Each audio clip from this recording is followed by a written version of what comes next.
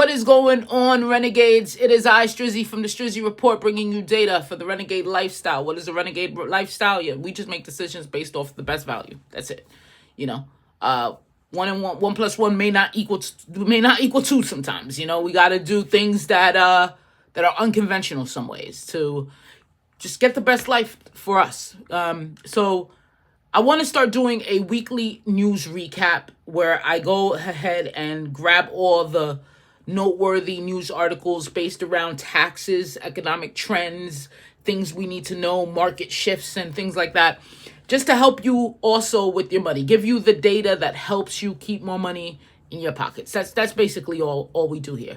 So welcome back to the channel. I might be focused over here because I wrote some notes down. So if I don't look at you, I apologize, but I'm right here with you. All right, so the biggest stories shaping our economy, housing, and everyday lives. This week, we're diving into some major updates from states pushing to eliminate property taxes. Right now, property taxes is a huge problem. We're seeing it in some states. States have lower property tax, but higher median income. So that's where you're seeing a lot of the money and the problems come, like California. What else? Connecticut has that type of problem. But then some states actually have high property taxes, like New Jersey, New York. Okay, so let's go right into it. We're going to talk about also how remote work is still reshaping where we live, and even the latest on job market and global trade. And I just wanted to add that in there. So every Sunday around this time, I don't want to put times on it. Timestamp me. Don't timestamp me, okay? But every Sunday, I will drop a weekly recap, things that I've seen that, just belongs all together in one gumbo, okay? Let's talk about the housing market. If you've been following the news, you know it's been on a roller coaster, right? And if you've been watching these videos where we deep dive in the states itself, each state individually, I kind of touch the housing market, what the median home price is, what the property taxes is, and so forth. So it's going to be no different in 2025. It's still going to be a roller coaster. According to Bankrate, inflation is still the major factor, pushing mortgage rates and home prices higher. But there's good news. Experts predict that the market will cool slightly in 2025 with slower price growth and more inventory. Slower price growth and more inventory. When we think about that, when you have a surplus of inventory, you're not moving your inventory. That means things are staying on the market a lot longer. If things are staying on the market a lot longer, guess what? People tend to reduce the price, right? They want to get it off. They want to move. They got some intention. That's that buyer and seller market thing. So buyers may have more skin in the game this time around. However, when you have inflation, when you have the higher rates, then the buyers aren't even buying. They're like, let it sit there for as long as it needs to. But still, that's in certain areas because you're still seeing some speed and activity indefinitely in some states. And the states that I've already done, and I've done 25 of them as I'm recording this video, and we deep dived in the housing market, those states, they're flying off the shelf. A good state for housing right now is Mississippi. And you can check out that Mississippi video that I have. So still, affordability remains a huge challenge, especially for first-time home buyers. Again, with that interest rate, with the inflation, with other things, with other costs coming in. Because we know it's not just the housing, right? How do you heat, cool your house? You got electric. You got these high... People are paying $1,000 a month for some vehicles, right? They go to, I'm gonna finance a car. Car's 50, 60,000. You're paying over $1,000 a month, depending on how pretty the car looks too. I've seen some outrageous numbers. That's why you gotta watch my video that I will never ever. I don't like saying never ever, but I will try not to finance another car, lease or finance another car, just straight cash, just buy it outright. And the older the car, the better for me, right? So let's continue moving. Remote work effect. The report from USA Today shows that remote work isn't just a pandemic trend. It's permanently changing where people live. More folks are moving to smaller city and rural areas. I'm telling you, there was a trend where everybody wanted to be in the big city. They wanted to see the skylights. They wanted to be in the nightlife. And now they're just like, bro, I'm not doing, like, why should I go pay that amount right there and not get anything in return just to say that I live here? I live downtown. I live close to this. I live close to that. People are moving to a quieter, smaller city.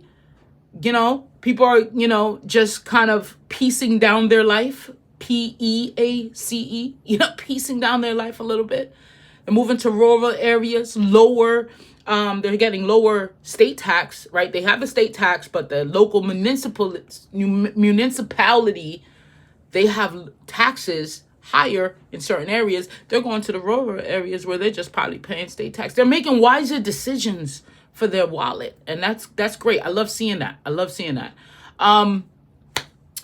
And also, with the remote work, you really have a choice, right? Because you could work anywhere. So if you have a choice and you could still be on your P's and Q's getting that income, earning that check, why not go, get more bang for your money? All right, so more folks are moving to smaller cities, driving up demand in places like Boise, Nashville, and Austin. In fact, construction coverage ranked these cities among the hottest real estate markets in the U.S. thanks to their job growth, affordability, and quality of life. I've done Texas, I've done Tennessee, and I've done Idaho. So you could learn about Boise, you could learn about Nashville, you could learn about all of that, what kind of jobs they have there, everything. This is not just a video to plug my other videos. I'm going to give you some information here, okay? But here's the kicker. Forbes advisor predicts that trends will continue through 2025 with suburban and rural areas seeing the most growth. And it just is what it is. So you remember like the whole suburban migration back in the day? Everybody was living in the city. I'm talking like the 1940s, 50s, right? And then everybody had the whole Levittown, the template of a suburban life, moved away from the city. Work was for the city. Home is for suburban life, quiet areas. So that's what it's going back to. People are getting away from these bigger cities and living away from that. Okay, if you're thinking about it, buying a home, now might be the time to explore the up-and-coming market. So there's opportunities in those markets that kind of didn't have those opportunities in those booms. And the boom immediately right after COVID, you had people going to bigger cities, Las Vegas. You had people going to the big name brand cities, I call them, in places like Texas and even Colorado and Arizona. You had the influx of people coming into the bigger cities. Like when you think about Phoenix, Scottsdale, what are some of the smaller areas that still has potential, has opportunity, but a lot of people didn't throw money to it initially. Those are the places that are getting seen now with opportunity. All right, talk about taxes. What are we seeing? What are we seeing right now? All right, so several states are making headlines for pushing to eliminate or reduce property taxes, as they should. Property tax is crazy. According to Fox Business, lawmakers argue that homeowners shouldn't feel like they're renting from the government. That's what it is, Like, think about it. You own your home. You spent 35 years paying for that. And every year, every 6 months, 3 months, whatever, quarterly, you paying property taxes.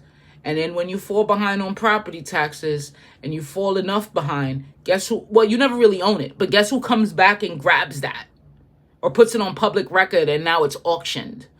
When I was a realtor in Philly, there was a lot of investors that did that. They just go to the county clerk. They, get the listing. They used to put the stuff in the newspaper. Nobody gets the newspaper anymore, right? It used to have all that public information, your address, your name, what you owe right on there because it's public record. So they would go that and they would bid on these houses. And to think someone invested so much time, years, money, family, ups and downs, the roller coasters, everything attached to that home. And guess what? The government comes back. You owe this much in tax, $20,000 in tax, $30,000. Boom, it's gone. Somebody got that. You do have some time to get it back, but still, like, it's crazy. So people don't want to feel like they're renting from the government. But critics warn this could lead to budget shortfalls, forcing states to cut essential services. The states actually got to get better at weaning off of government support. And I think that's what some of these states should do now. Wean off, make it livable, make businesses come, like the corporate taxes and all of these franchise taxes. Get a lot of big business in your state.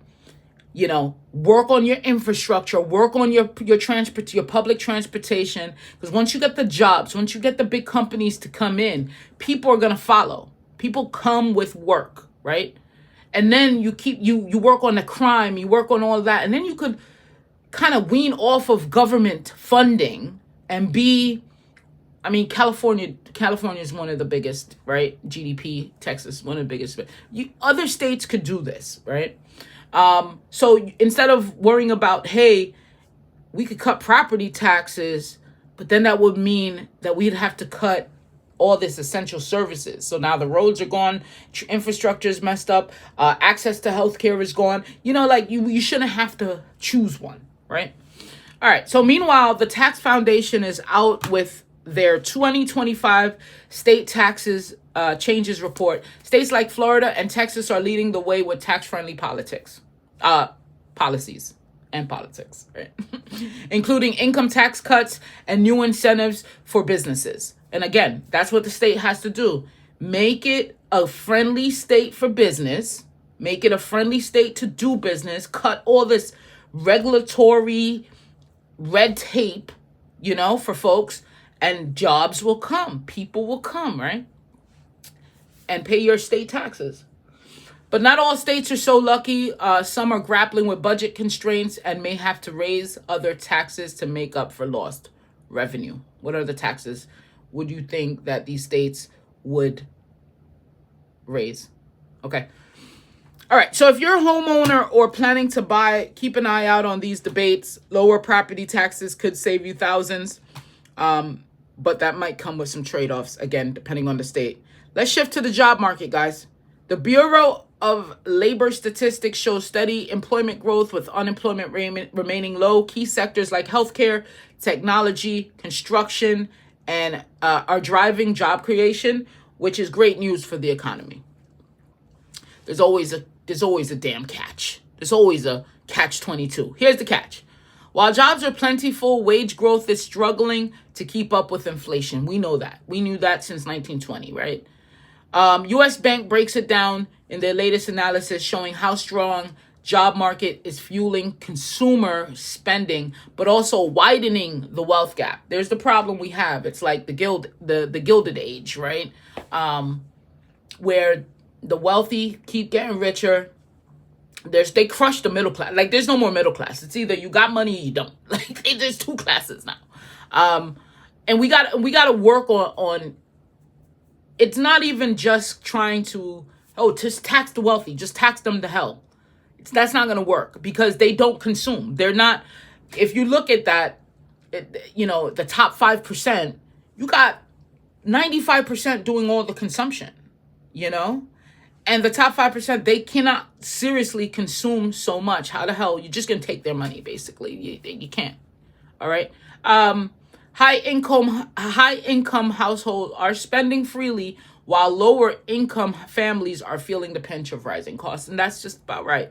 And speaking of spending, the Wall Street Journal reports that the U.S. economy remains resilient, thanks in large part to wealthy consumers. But they can't hold that up too long, right?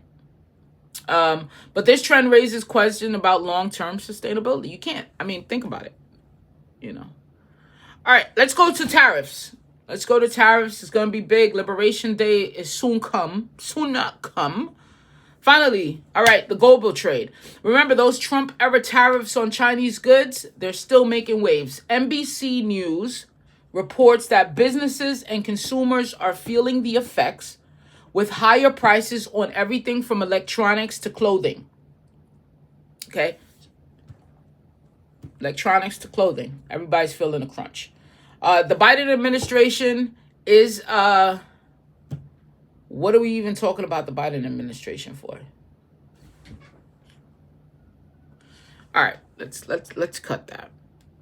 I don't want to go backwards. I'm not one like that. Like, we should always be in the present, thinking about the future. When people like to say, well, look at what Biden did. Look at what Biden. I don't give a damn. I don't even care.